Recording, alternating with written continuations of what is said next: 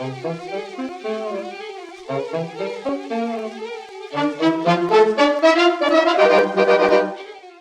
and welcome to a very brief episode of Rapidly Aging Technology. Yeah, I disappear at times. Things happen, but that's not what this video is about. It's about this Shark Liftaway Deluxe.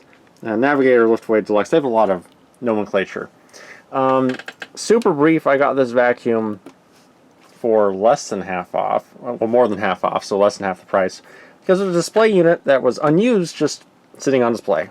Came with all its attachments, came with an upholstery, turbo brush, does not have its manual, but that's about it. It's the only thing it's missing.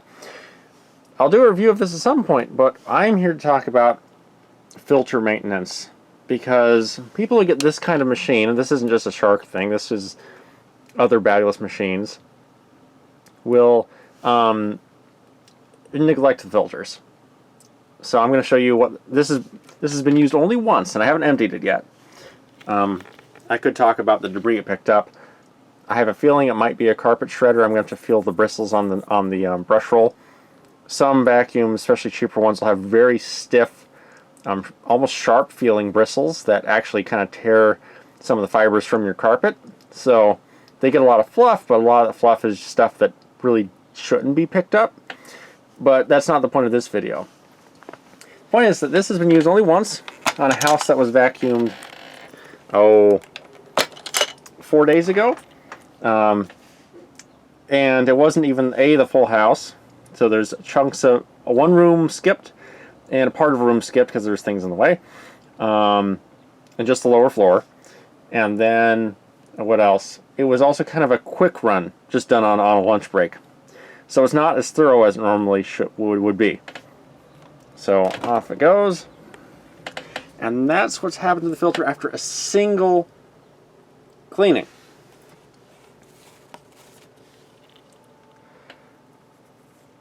Now it hasn't penetrated through the back, but look at the instructions. It wants it washed every 3 months, but you can tap loose dirt between washes as needed.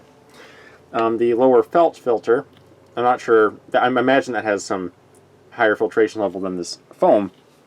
Seems to be untouched at the moment. Of course, the very fine stuff could have still gone through. The point of this video is to remind you, the estimates on here, I think, are just so that people don't feel intimidated by the maintenance that bagless machines often require. You should need to wash these probably after quite frankly, rinsing these out after every usage or every other usage makes a lot more sense. Look at how much is there. And it's not that this is a particularly dirty house. It really comes down to the cyclone system, which might be a single stage cyclone. I'm not sure. I'd have to see a diagram of what the airflow is supposed to do. Being not very efficient. So these Sharks are usually fairly inexpensive, and there's a value proposition of getting one of these versus getting a Dyson, for example.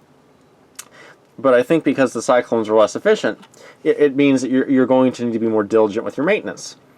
And if you're fine with that, then great. But if you're not, you might want to think about other things.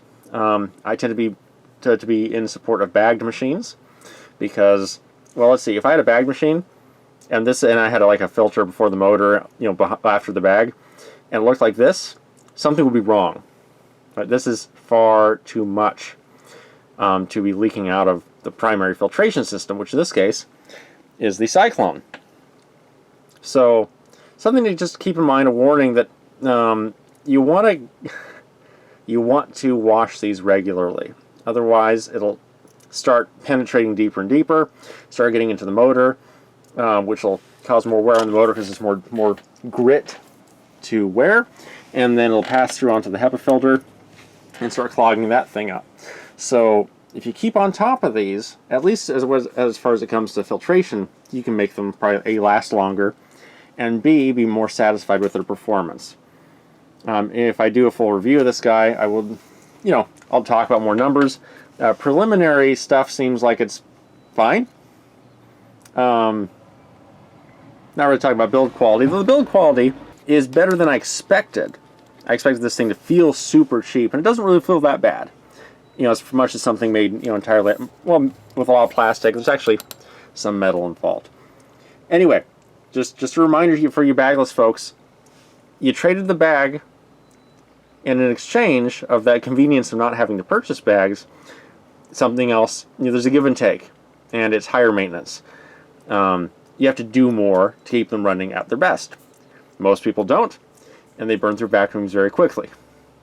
So there you go, just my 2 cents on that.